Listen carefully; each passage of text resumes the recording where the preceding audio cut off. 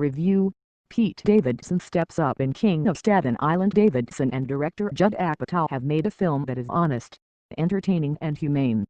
Mary Cybulski/Universal Pictures. Pete Davidson appears in a scene from The King of Staten Island, directed by Judd Apatow. By the Associated Press. Vertical line June 12, 2020 at 5:15 a.m. By Lindsay Barr. Vertical line The Associated Press. The protagonists in Judd Apatow movies don't generally have their stuff together. They are emotionally stunted, occasionally underachieving, unmotivated to change and often even border on unlikable. But whether it's Seth Rogen's stoner entrepreneur, Steve Carell's 40-year-old virgin or Adam Sandler's depressed movie star, there has always been at least some separation between the actor and the character.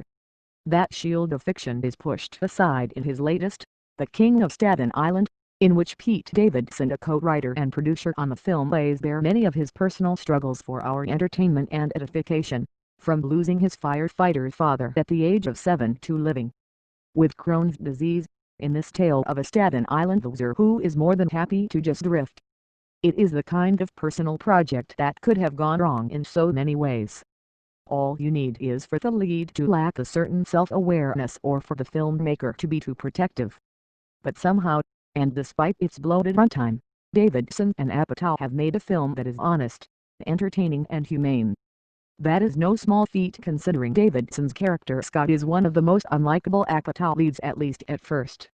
Scott is angry at the world for taking his father away, although he tries to hide that behind a nihilistic stoner front.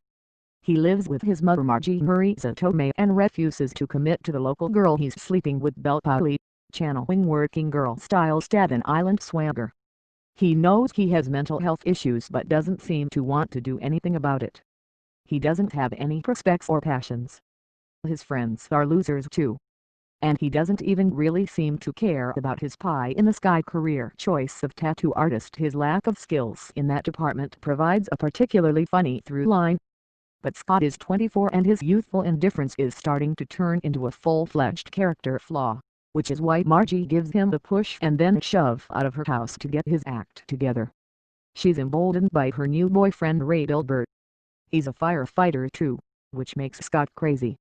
When Ray takes him out to a baseball game with his fellow firefighters, Scott decides to rant to the guys, among them an excellent Steve Buscemi, about why people in their profession shouldn't have families. It's raw and uncomfortable and helps set the stage for what will come next for Scott. Apatow refuses to make short movies, and thus The King of Staten Island is a bit of an odyssey that's packed with some well-drawn side characters, including Maud Apatow as Scott's sister, and subplots as well as some questionable and repetitive ones. It also curiously leaves some story threads hanging, like a few of Ray's serious shortcomings that his ex-wife tells Scott about. But it's a journey that does pay off, and the film really hits its stride in the third act, in which Scott finds himself living in the fire station with Ray and starts to learn about both work and his father. It might seem silly to say, but Davidson is really good at playing himself. He never sacrifices honesty in the name of trying to make himself seem cooler or more sympathetic, and you end up liking him more because of it. What is so refreshing about The King of Staten Island is that there isn't some big Hollywood arc to it. Scott doesn't suddenly become a tattoo prodigy. No suspiciously put-together love interest descends to pull him out of his status quo. And there is no miraculous revelation that fixes him completely, just a few little ones. Davidson isn't everyone's cup of tea, and no one knows that better than he does. It's that self-awareness that elevates this story and makes The King of Staten Island worth a watch. The King of Staten Island 3 stars out of 4 rating are for language and drug use throughout, sexual content and some violence/bloody images. Running time, 136 minutes.